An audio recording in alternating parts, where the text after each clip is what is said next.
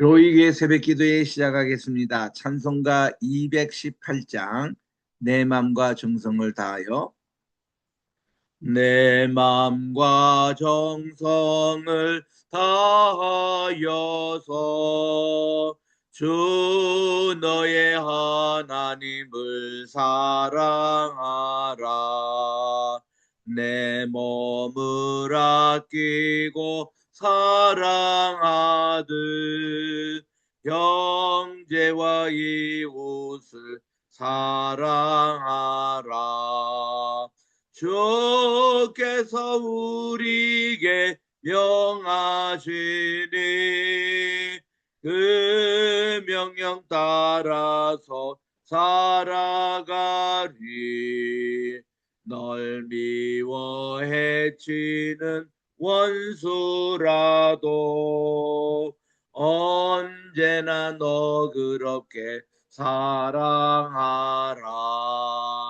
널 핍박하는 자 위에서도 신실한 마음으로 복을 빌라.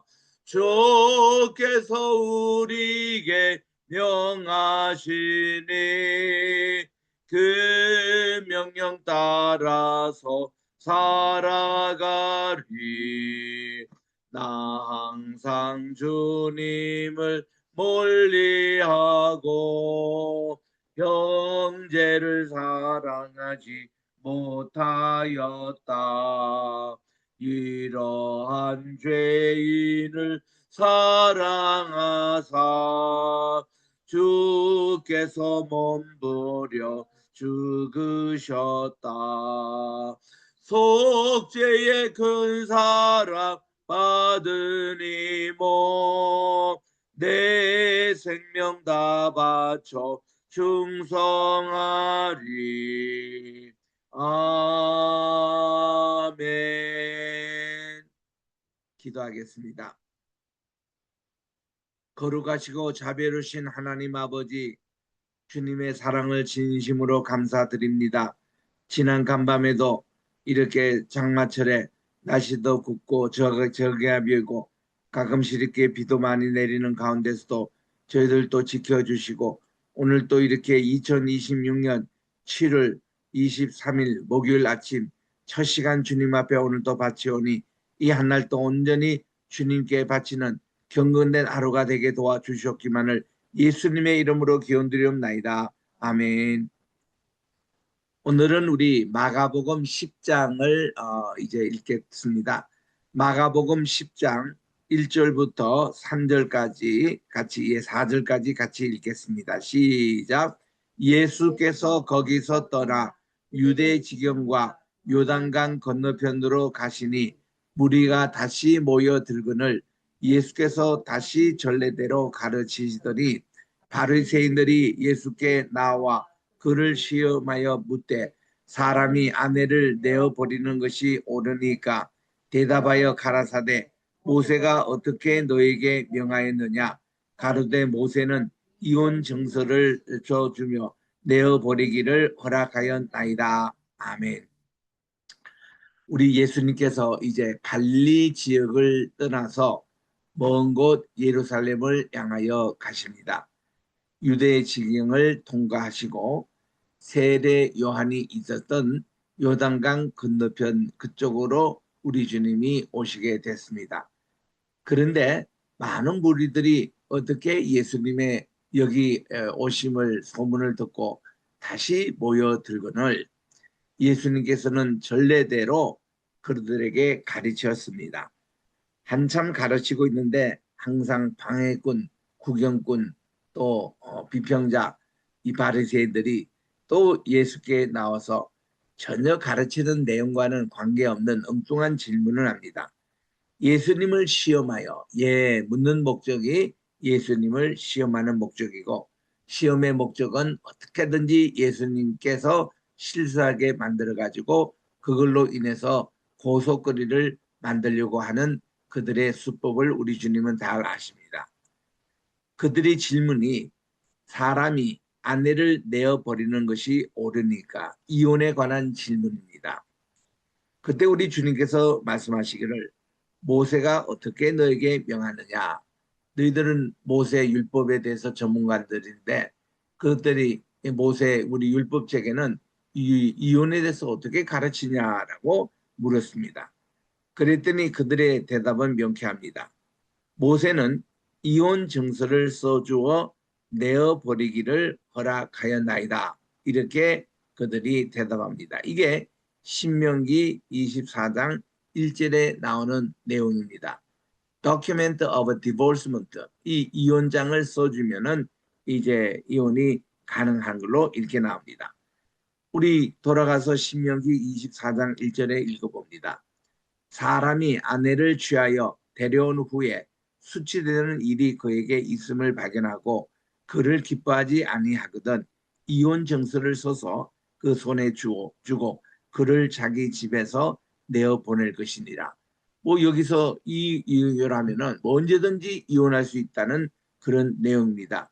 When a man has taken a wife and married her, and it come to pass that she find no favor in her eyes, because he has found some uncleanness in her. Then let him write for her a bill of divorcement, and give it in her hand, and send her out of his house.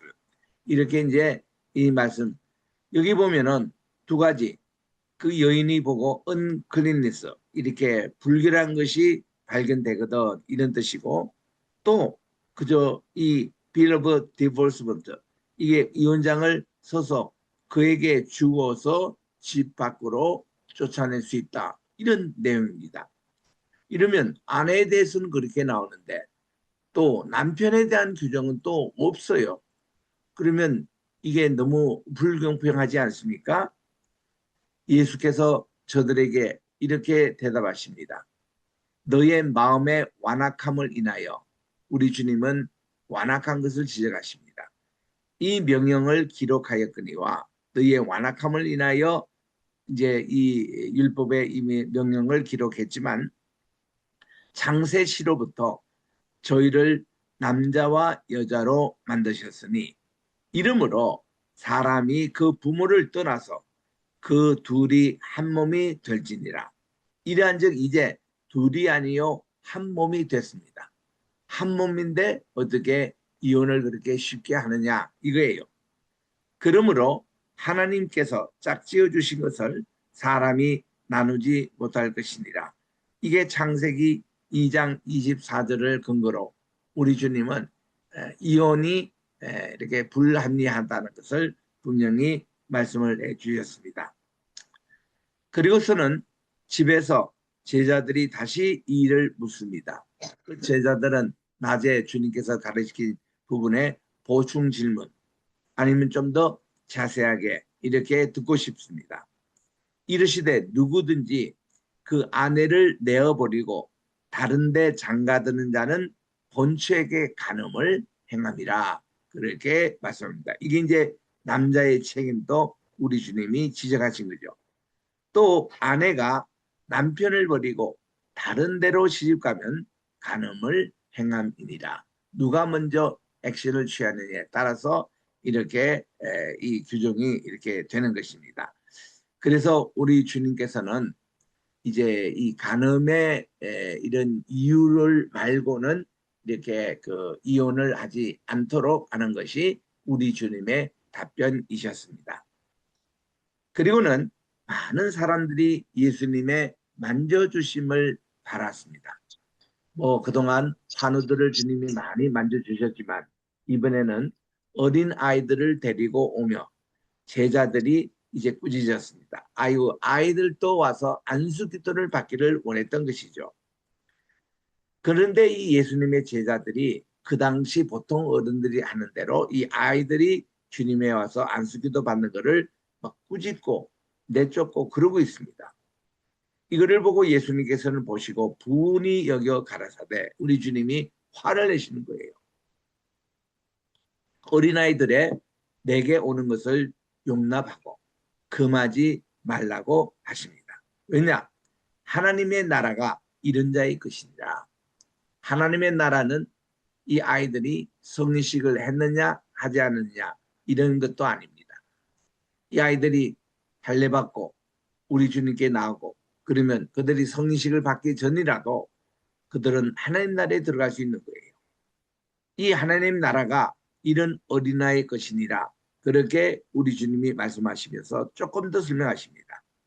내가 진실로 너에게 이르노니 누구든지 하나님의 나라를 어린 아이와 같이 받들지 아니하는 자는 결단코 들어가지 못하리라. 여기서 이 어린 아이와 같이 할 때 이 뜻은 몇 가지 좀 순수하고 긍정적인 뜻이 있습니다. 여러분 어린아이라고 다 완벽한 인생을 가진 게 아닙니다. 우리 아이들이 보면은 때론 미숙하지요. 유치하지요. 애들이 때로는 버릇도 없습니다. 애들은 자기만 합니다. 자기 밥그릇을 누가 뺐으면은 뭐 울고 난리칩니다. 또 이 아이들의 특징 가운데 하나가 철이 없어요. 이런 모든 것을 통해서 부정적인 그런 얘기가 아니라 여기서 말씀하신 것은 어린아이의 긍정적인 측면입니다. 먼저 아이들은 죄에 덜 오염이 됐습니다. 그 애들은 순수합니다. 애들이 참 정직해요. 애들은 이렇게 거짓말을 할 줄을 모릅니다. 정직해요. 배가 고프면 울고 외로우면 울고 기저귀 젖으면 웁니다. 애들이 있는 그대로 그냥 표시하는 거예요. 그리고 애들은 뭡니까? 순종을 잘해요. 자기 엄마 아빠만 최고인 줄 알아요. 그래서 엄마 아빠 있는 데서는 그들이 숨기지 않습니다. 이게 어린아이의 좋은 특징이에요. 그래서 여기서 말씀하는 게 하나님 나라는 어린아이 같이 받들지 않는 자. 아이들처럼 그렇게 순결하고 정결하고 아이들의 그 눈동자가 얼마나 맑고 좋습니까? 그게 우리 본래 모습이었는데 세상에 살다가 또 때가 끼고 오염이 되다 보니까 우리의 눈동자도 흐려지고 또 사나워지고 때로는 우리 눈에 순결함이 다 사라지는 우리의 어른들의 눈동자와 비교해서 애들이 그렇지 않습니까? 정말 비둘기의 눈처럼 참 순결한 그 어린아이 눈동자. 이렇게 되지 않는 자는 결단코 천국에 들어가지 못하리라고 하십니다. 그리고서는 부모들이 데려온 그 어린아이들을 하나씩 안고 우리 주님이 안수 기도를 하고 축복 기도를 하신 겁니다. 그래서 자고로 우리 교회는 어린아이들을 다 용납해야 합니다. 교회 학교가 잘 돼야 돼요. 주일 학교가 애들이 바글바글 해야 이 교회가 살아 있습니다. 정말 우리 이런 운동을 우리 한 것이 옛날에 용문산 기도원 출신들 얼마나 이 주일학교 운동에 큰 역할을 했는지 모릅니다. 전국 동네 방방 다니면서 그들이 옛날에 예수님께서 제자들에게 전도 훈련을 시키시듯이 전도 대원으로 파송해서 그들은 큰 북을 가지고 다닙니다. 북을 둥둥 치면서 그러면 애들이 모여들잖아요. 그러면 애들에게 재미있는 동화도 얘기합니다. 또 하나님 나라의 비유도 말씀드립니다. 그리고 애들에게 사탕도 주고 꿈도 나눠주고 그러니까 애들이 50명에서 100명, 100명에서 200명 이렇게 불어나요. 그러면은 이 애들을 몽땅 데리고 주변에 있는 가장 가까운 교회로 애들을 다 데려갑니다. 그래서 그 교회 당내에서 찬송도 가르쳐주고 율동도 가르쳐주고 그러면 그 중에서 많은 아이들이 계속 교회 나오게 되는 거예요. 그렇게 해서 아이들이 정말 예수 믿게 된 사람들이 이렇게 많이 배출이 됐습니다. 주일 학교만 이렇게 중심으로 일을 했던 부산의 어느 교회도 있습니다. 뭐 백교회든가요. 그 김영희 목사님인가 이런 목사님은 주일 학교가 그 메인이에요. 그러니까 얘들이 11시 예배 주일날 어린아이 중심의 예배입니다. 그러니까 부모들도 한두 명 따라오다가 자동노드로 부모님들도 많이 나오게 됩니다. 우리 서울에 명성교회라는 게 있습니다. 명일동에. 거기도 저렇게 교회가 붕됐던 것이 아이들 중심으로 새벽기도 한 거예요.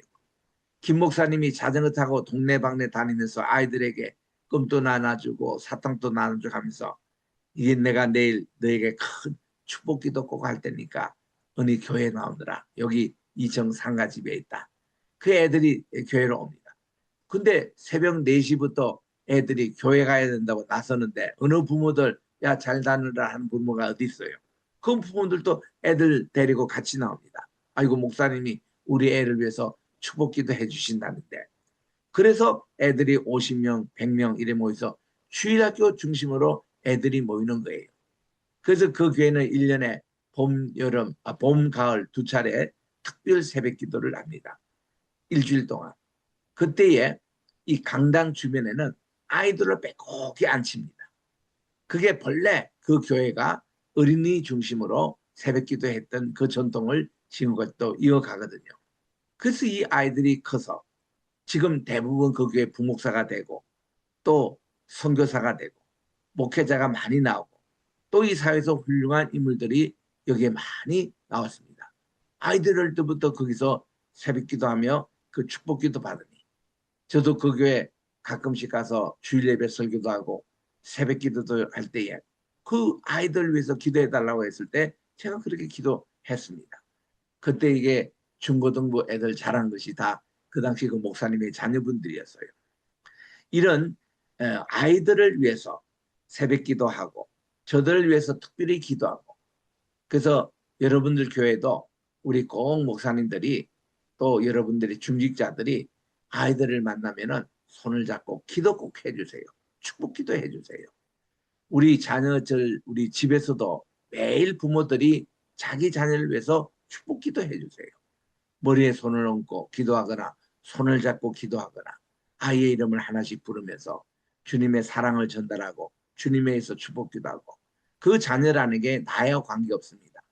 부모 나이가 80대면 그 자녀가 50대 해도 내 자식은 자식이에요. 축복 기도해 주세요. 부모님들이. 애들 만나면 그렇게 해주세요. 할아버지 늘 우리 손주들 오면은 기도해 주지 않습니까? 꼭 마찬가지입니다. 자녀들 위해서도 기도해 주세요. 축복 기도. 그게 부모의 죽을 때까지의 사명입니다. 이 사명을 잊어버리면 가정은 복음이 떠나요. 복이 떠납니다. 그리고 자녀손에 복음이 내려가지가 않습니다. 아니에요.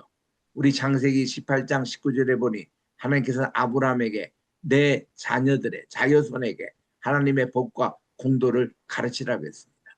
끝까지 그렇게 가르치도록 한 거예요. 여기서 어린아이들을 안고 우리 주님이 하나씩 축복기도 해주시잖아요. 17절에 갑니다. 예수님께서 길에 나가실 때에 한 사람이 달려와서 꿇어 앉아 묻습니다. 선생님, 이갈 때에 착한 선생님, 선한 선생님 이렇게 부릅니다. 제가 무엇을 하여야 영생을 얻으리까? 영생에 관한 질문이었습니다. 이 청년에 대해서 아는 사람은 되게 압니다. 이 동네에서 저 친구 모르면 안 돼요. 요즘으로 말하면 시의원이거나 국회의원입니다. 그리고 또한 그에는 돈이 많습니다. 부자입니다. 뭐 잘생기기는 모르겠는데 하여튼 여러 가지 좋은 조건을 다 갖추고 있는 청년이었습니다. 근데 이 청년이 다른 것은 다 돈과 권리로 자기 높은 지위로 가능한데 도대체 이 영생이라는 것은 돈으로 살 수가 없는 거예요. 그래서 예수님이 자기 마을에 지난다니까 그가 일부러 여기에 찾아온 겁니다. 그때 예수님께서 이르시되 내가 어째 나를 선한 선생, 착한 선생이라고 하느냐. 하나님 안 본 외에는 선한 이가 없느니라 하고 우리 주님은 농담 반 진담 반 이 청년의 했던 그 일에 대해서 한번 슬쩍 이렇게 짚고 넘어가십니다. 그리고서는 내가 계명을 다 알잖아요. 내가 지금 영생에 대한 질문을 하는데 야 살인하지 말라. 6계명, 7계명 간음하지 말라. 8계명 도둑질하지 말라. 9계명 이웃을 해하려고 거짓 증거하지 말라. 그리고 여기 10계명에 대해서는 소개 안 합니다. 속여 취하지 말라. 내 부모 5계명 내 부모를 공경하라. 이렇게 하였는데 여짜오되 이 친구는 아주 자신 있게 말합니다. 선생님, 랍비요. 제가 이것을 어릴 때부터 다 지켰나이다. 야, 신앙적으로도 대단하잖아요. 뭐 돈 많고 높은 권력 정도가 아니라 이 계명도 이렇게 다 지켰다고 얘기를 합니다. 여러분 이런 사람 몇 명이나 될까요? 세상에. 저도 평생 예수님 믿고 교회 다녔지만 저도 이거를 다 지켰다고 얘기를 할 자신이 없습니다. 도대체 몇 사람, 몇 퍼센트 정도가 이런 율법의 계명까지 다 지켰다고 대답을 할 수 있을까요? 그때 예수님께서 그를 보시고 그가 율법에 대해서도 흠이 없고 다 지켰다고 하니 그를 보시고 사랑하사. 우리 주님은 사랑이 그 청년에게 간 겁니다. 그리고는 그에게 하나의 약점을 알려줍니다. 내게 오히려 한 가지가 부족함이 있구나. 가서 너는 내 마음이 너무 돈에 갖고 있는데 내 있는 것을 다 팔합니다. 그냥 일부만 파는 게 아니라 다 팔아서 가난한 사람에게 다 주라는 거예요. 그래야면 하늘에서 보화가 내게 있으리라. 야, 이 친구는 땅에는 보화가 많는데 뭐 주식도 많고 또 그 예금도 많이 돼 있고 또 여러 가지 많은 부동산도 가지고 있고 이런 건 다 있는데 하늘나라에 쌓은 재물이 없다는 거예요. 하나님 나라의 재물을 쌓기 위해서는 여기 있는 거 다 팔고 가난한 사람들이 다 나눠주라는 겁니다. 그리고 와서 주님을 쫓을 때에 너는 영생을 얻을 수 있다는 겁니다. 이 청년에게 부족한 것이 영생을 왜 그가 이렇게 사지 못했느냐. 이 왜 그에 대한 구원에 대한 확신이 없느냐. 재물을 이 땅에 마음에 두고 있다는 그거를 한 가지 부족한 것을 주님께서 이렇게 지적하신 겁니다. 그러니까 21절에 이 사람은 재물이 많은 고로 요즘으로 말하면 뭐 수백억 되겠죠. 수천억 되겠죠. 많음으로 이 말씀을 인하여 슬픈 기색을 지고 그러니까 이거를 다 팔아서 따르고 주님을 따르라 이런 말씀하니까 불순종합니다. 이 말씀에 대해서. 그러면 이 친구가 영생을 얻기 위해서 주님께로 왔는데 상담 결과 그는 예수님의 말씀에 불순종합니다. 그래서 결국은 영생 문제 해결하지 못하고 슬픈 기색을 지고 근심하면서 집으로 돌아갔더라. 그 모습을 보고 충격을 받았던 제자들 또 군중들이 있죠. 예수께서 둘러보시고 제자들에게 이르십니다. 재물이 있는 자는 하나님 나라에 들어가기가 얼마나 어려운지 참 심히 어렵다고 얘기를 하는 것입니다. 여러분 어떻게 모은 재물입니까? 고학을 해서 때로는 고생하면서 재물을 모았습니다. 그 모든 게 마음이 재물에 있는 거예요. 그래서 옛날에부터 그런 말이 있습니다. 부자는 밤에 잠을 잘 못 잔답니다. 도적이 와서 언제를 뺏어가는지 자기 재물에 마음 있는 사람은 잠을 제대로 못 한대요. 근데 가난한 사람은 재물이 없는 관계로 잠 잘 잡니다. 밥도 잘 먹습니다. 언제나 마음에 행복하게 생글생글 웃으면서 살 수가 있는 거예요. 재물이 맞는 이 청년과 같이 재물이 있는 자는 하나님 나라에 들어가기가 쉽이 어렵다고 말씀을 합니다. 그때 제자들이 그 말씀에 놀랐습니다. 글쎄 제자들 가운데서는 부자가 있었을까요? 가룟 유다 아닌 것 같아요. 베드로 자기 처갓집이 좀 잘 사지 자기는 그렇게 재물하고는 관계가 없는 것 같아요. 세리 출신의 마태 주님을 따른다고 다 버리고 주님을 지금 따르고 있습니다. 우리 주님의 제자들 가운데는 이 재물 때문에 그렇게 뭐 걱정하거나 이런 자는 없는 것 같아요. 그런데도 제자들이 놀래하니까 우리 주님이 다시 대답하여 이렇게 말씀합니다. 얘들아 하나님의 나라에 들어가기가 어떻게 어려운지 약대가 바늘기로 나가는 것이 부자가 하나님의 나라에 들어가는 것보다 쉬운이라고 말씀을 합니다. 우리 어릴 때 최근능 목사님의 영향으로 예수, 천당, 또 이 불신, 지옥 이런 말을 우리가 많이 느껴서 살았습니다. 그래서 우리는 하나님 나라에 들어가는 것을 많은 사람들이 쉽게 생각해요. 아 예수님을 믿으면 뭐 천국 가는데 또 구원받는데 그런 어떤 것으로 많은 사람들이 착각하고 있습니다.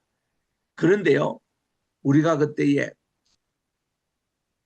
경기 중학교, 고등학교 들어가기가 얼마나 어려운지, 전국에서 하나밖에 없는 그 학교 들어가기가, 서울대학 들어가기 어렵습니다. 하버드 대학 엄청 어렵습니다. 입학 조건이 너무 까다로워요. 이렇게 세상에 학교도 들어가기가 그렇게 힘드는데 천국 들어가는 것을 그렇게 쉽게 들어간다? 그게 우리에게는 이해가 오히려 안 됐습니다. 근데 이 말씀을 딱 읽으니까 그러면 그렇지. 하나님 나라에 들어가는 것이 부자도 이렇게 들어가기가 힘든다는데 부자뿐입니까? 교만한 자 하나님 나라 들어가기 쉽지 않습니다. 또 불결한 자 안 됩니다. 깨끗하지 못한 자 안 돼요. 또 거짓말 잘하는 자 안 돼요. 이런 거를 갖다 붙이면은 하나님 나라가 심히 예수 이름 부른다고 그거 가지고 천국 가는 게 아니더라고. 그래서 우리는 너무 쉽게 우리 한국 교인들이 구원에 대해서 이렇게 천국에 가는 거 너무 쉽게 생각을 합니다. 그런데 우리 주님은요, 여기서 우리에게 귀중한 교훈을 주시는 거예요. 약대가 바늘기로 나가는 것이 부자가 하나님 나라에 들어가는 것보다 쉬우니라. 제가 이 구절을 마태복음 강의할 때 그런 말씀을 드렸습니다. 여기에 대한 해석은 여러 가지 있어요. 사실 여기에 대해서 랍비들의 해석도 있고 많은 목사님들의 수교가의 해석도 있고 또 우리 선배들의 해석도 있습니다. 이들의 내용을 한 서너 가지로 요약을 한다면은 약대가 바늘기로 가는 것, 나가는 것 이것에 대해서는 많은 율법의 조항 이걸 그 많은 무겁고 수고하고 무거운 짐 이걸 지고 하나님 나라에 들어가는 것이 그렇게 어렵다는 것입니다. 율법의 의로 하나님 나라에 들어가는 것이 어렵다 그런 뜻이라고 합니다. 이게 그 유대적인 그런 해석이기도 합니다. 두 번째로 이 예루살렘 성에 가보면은 8개 그런 성문의 이름이 있는데 별명들이 다 있어요. 그 중에서 가장 작은 문이 있습니다. 그게 이제 쉽게 말하면 별명이 바늘귀라는 그런 별명을 가진 문이 됩니다. 높이가 1m 한 50밖에 안 돼요. 그 베들레헴 교회 입구가 그 정도밖에 안 되지 않습니까? 본래 그게 높았습니다. 베들레헴 입구의 교회는 어느 정도 하면 중세시대 때에 십자군 원정 때는 말을 타고도 들어갈 수 있는 그런 높이였대요. 그건 지금 가보면은 그 베들레헴 예수님이 탄생하신 그쪽으로 들어가 보려면은 1m 50밖에 안 되기 때문에 키가 큰 사람은 무릎을 꿇어야 거기에 볼 수가 있습니다. 키 큰 상태에서 그게 보이지도 않습니다. 이게 뭔가니 정말 이 8개 부분 가운데서 가장 낮고 좁은 그런 문이기 때문에 이 문은 약대가 만약에 여기에 들어온다 이러면은 모든 짐을 다 내려놓고 약대는 키가 크기 때문에 바짝 엎드려 무릎을 엎드려 여기 비비고 저기 비비고 해서 아주 그렇게 들어가는데 그야말로 땀을 뻘뻘 흘리며 약대가 여기 바늘기 통과하는 것이 그렇게 어렵다는 것입니다. 그리고 세 번째 해석은 약대가 바늘기로 들어간다. 불가능이라는 거예요. 불가능. 이런 사상이 많이 퍼져 있습니다. 옛날에 부행사들이 말이죠. 여러 번 이 말씀을 가지고 부자가 천국 갈 생각 아예 하지 말라고 이랬습니다. 그 말씀에 시험을 받고 한 분이 저에게 상담 요청하는 거예요. 이분은 그 당시 대한민국의 30대 대기업에 속하는 회장 집이었습니다. 그 사모님이 걱정이 돼가지고 저희들은 교회에서 장로, 권사의 직분을 맡고 있는데 저희 가정은 이렇게 천국에 못 들어갑니까? 그때 저희 아버님이 어떻게 고면을 하시냐. 하나님에게는 모든 것이 합력하여 선을 이루시는 하나님이신데 부자는 못 들어오고 그럼 가난한 자는 다 천국 갑니까? 아니거든요. 물질의 많고 적음이 문제가 아닙니다. 우리 마음의 문제예요. 그러니까 우리 아버님이 첫 번째 그 회장님과 사모님에게 묻는 질문이 우리 장로님은 이 하나님보다 재물을 더 사랑하십니까? 첫 번째 질문이에요. 두 번째는 장로님, 하나님 섬기는 것 같이 이 재물을 섬기십니까? 하나님을 사랑하고 마음을 다하여 또 정성을 다하여 하나님을 사랑하듯이 이 재물도 그렇게 사랑하고 정말 하나님 대신한 우상이라고 할 만큼 내 재물이 내게 우상이라고 할 만큼 그런 어떤 믿음으로 가느냐고. 단이라는 거죠. 그러면 됐다고. 우리가 봐도 이 장로님과 권사님은요. 아주 부산에서 유명한 고아원 그리고 과부들을 많이 섬기고 또 그 당시에 참 거지가 많았습니다. 이런 분들에게 거금의 것을 이렇게 희척을 하고 제일 많이 도네이션을 많이 했어요. 부산 지방에서. 어? 그런 분들이었습니다. 그리고 시골 교회 어렵다고 말이죠.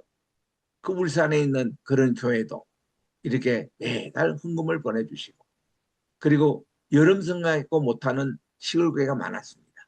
이 교회를 부산, 서울에 또 큰 교회하고 연락해가지고 다 이 성경공부, 이 성경학교를 하도록 이렇게 주선을 해준 분들이에요.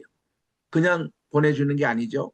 그 선생님들의 교통비하고 그분들의 그 모든 숙식비까지 다 부담하면서 그 교회가 못하니까.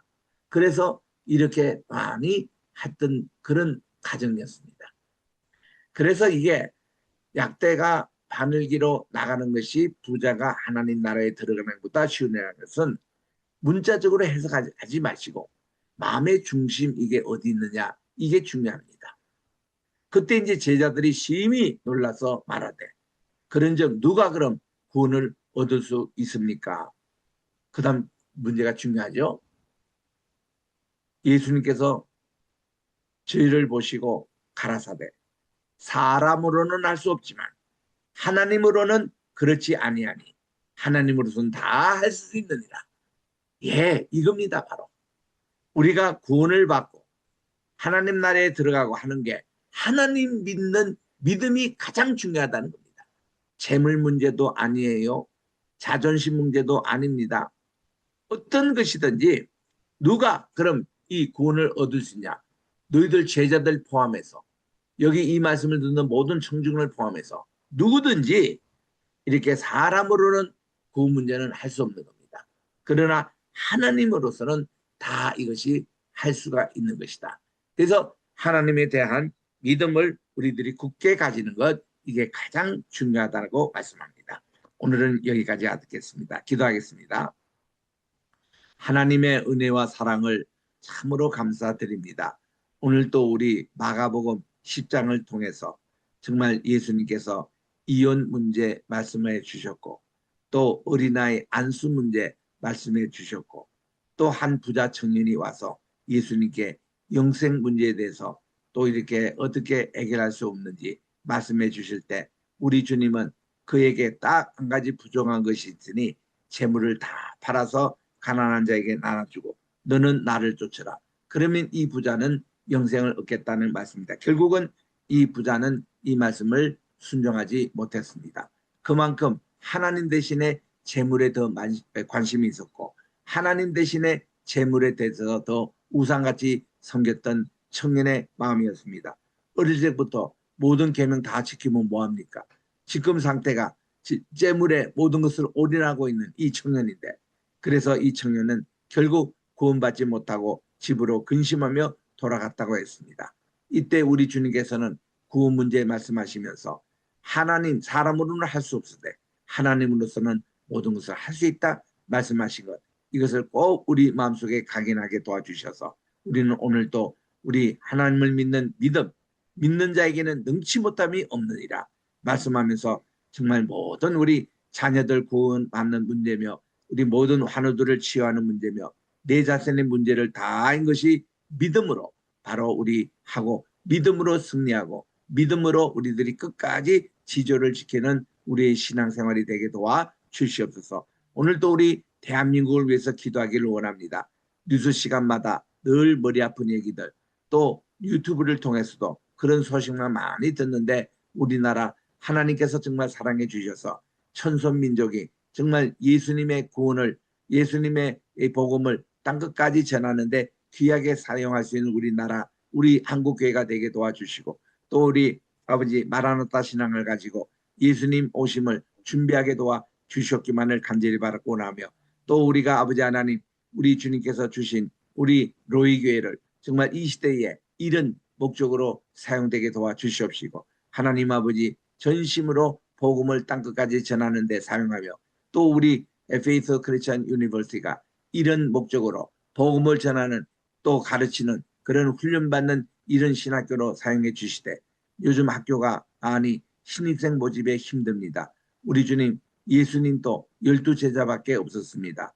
정말 우리 학교 우리 주님께서 사랑해 주셔서 정말 이런 진실한 많은 학생들 보내주시고 우리 학교에서 잘 훈련받아 정말 훌륭한 그리스도인으로 예수님의 제자로 양육받을 우리 학교로 축복해 주시고 모든 우리 분교 하나하나마다 축복해 주셨기만을 간절히 바라고 나오며 또 우리 아버지 황희슬 로품을 사랑해 주시고 우리 특별히 황장로님 신은의 강건함 허락해 주셔서 정말 이 로품을 통해서도 하나님께 큰 영광 돌리며 또 인천 성경대학교도 잘 순리적으로 세워질 수 있도록 하나님 은혜 베풀어 주셨기만을 간절히 바라고 원하며 우리 장로님의 또 귀한 우리 손주들까지 그 가정을 축복해 주시고 우리 아들 되시는 황모세 목사님 이제 워싱턴에서 LA로 이사를 와야 됩니다. 하나님 모든 이 관계 인도해 주시고 또 베들교에서 정말 훌륭한 우리 이민 목회 잘할 수 있는 목사님 되게 축복해